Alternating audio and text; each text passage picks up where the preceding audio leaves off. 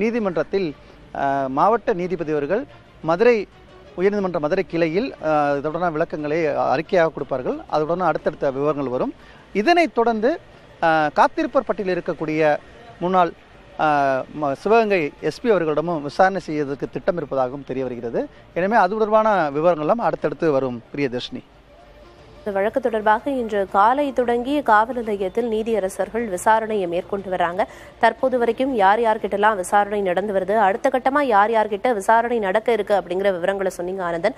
புகார் கொடுத்த நிகிதா கிட்ட எப்ப விசாரணை நடத்த இருக்காங்க, அது தொடர்பான விவரம் என்ன?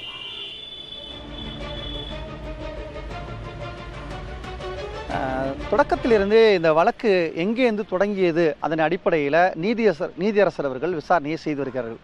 தொடக்கத்தில் அடித்து கொலை செய்யப்பட்ட இடத்தில் இருந்த சம்பந்தப்பட்டிருக்கக்கூடிய அந்த செயற்பொறியாளர், அந்த இந்து அறநிலையத்துறை உதவி ஆணையர்